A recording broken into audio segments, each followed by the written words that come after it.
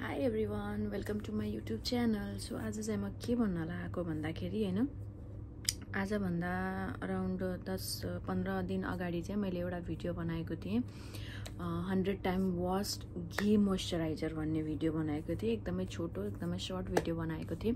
So त्यसको चाहिँ म एकदमै जेन्युन रिभ्यू दिनको लागि आएको आज चाहिँ नि मैले चाहिँ नि धेरै नै सोशल मिडियामा एकदमै धेरै भाइरल भएको भएर चाहिँ मैले पनि ट्राई गरौँ न त भनेर मैले पनि बनाएको थिएँ त्यो मोइस्चराइजर चाहिँ नि। सो मैले त्यसपछि युज पनि गरेँ। मलाई चाहिँ एकदमै राम्रो लाग्यो। मैले चाहिँ त्यो टाइममा चाहिँ नि धेरै बनाएको थिइनँ। पहिला चाहिँ मैले एकदमै कम क्वान्टिटीमा बनाएर हेरौँ हैन, कम क्वान्टिटीमा बनाएर हेरौँ अनि त्यसपछि चाहिँ नि राम्रो लाग्यो भने चाहिँ म फेरि बनाउँछु विथ यसको एकदमै जेन्युन रिभ्यू दिएर चाहिँ म फेरि बनाउँछु भनेर मैले सोचेको थिएँ। सो आज चाहिँ नि मैले एकदमै थोरै क्वान्टिटीमा बनाएको भएर चाहिँ नि त्यो चाहिँ नि फिनिश भइसक्यो, सक्यो हैन। सकेको भएर आज चाहिँ मैले फेरि बनाउन गइरहेको छु।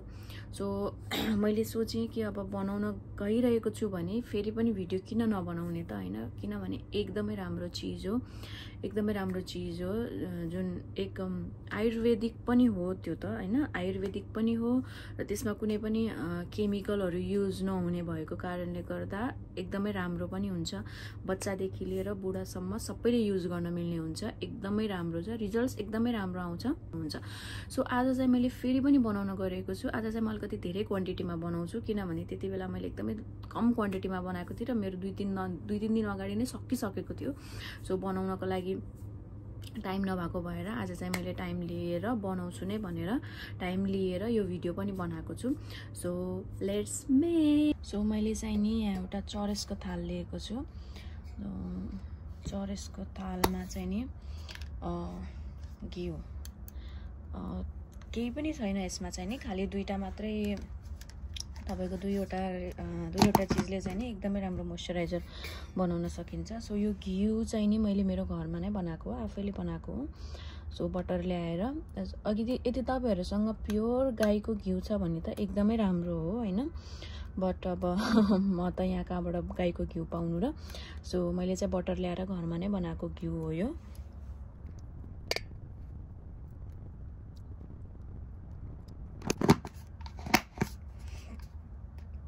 सो 100 टाइम वास्ड भन्नाले चाहिँ नि यसलाई कस्तो भन्दाखेरि हामीले 100 चोटी यसलाई धुन्छौं र एक चोटीमा 100 चोटी यसलाई रोटेट गर्छौं। सो यसलाई 100 टाइम हामीले वाश गर्दाखेरि चाहिँ नि टोटल 10,000 चोटी चाहिँ नि हामीले यसलाई अराउन्ड 10,000 चोटी चाहिँ नि यसलाई घुमाउनु पर्ने हुन्छ, मतलब यसलाई मिक्स गर्नुपर्ने हुन्छ।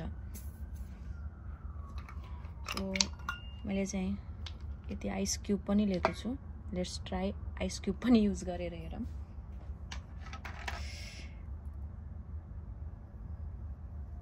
अनि पानी।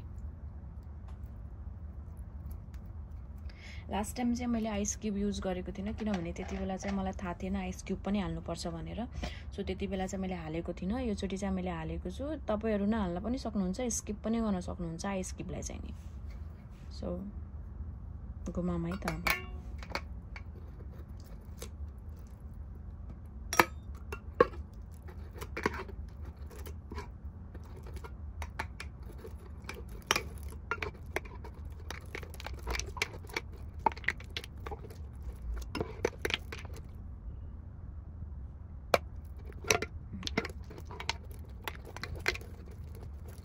यसलाई चाहिँ धेरै टाइमसम्म स्टोर गरेर राख्न नमिल्ने भएर एकैचोटी धेरै नबनाउँदाखेरि पनि हुन्छ, किनभने यसलाई चाहिँ हामीले धेरै टाइम स्टोर गरेर राख्न सक्दैनौँ। 15 दिनदेखि 10 देखि 15 दिनसम्म चाहिँ हामीले यसलाई मजाले युज गर्न सक्छौँ। त्यसको लागि पनि हामीले अझ राम्रो हुन्छ कि हामीले यसलाई रेफ्रिजरेटरमा राख्यौँ भने, फ्रिजमा राख्यौँ भने एकदमै राम्रो हुन्छ।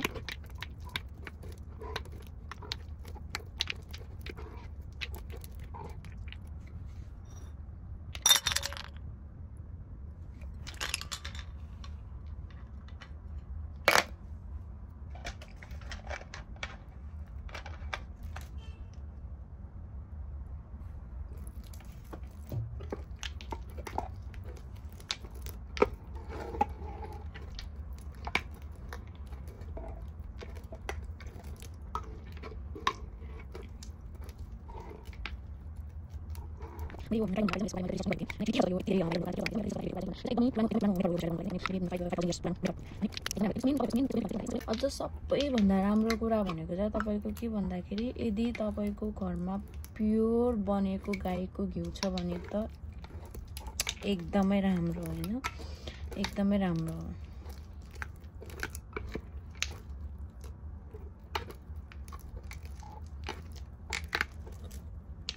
एकदमै राम्रो।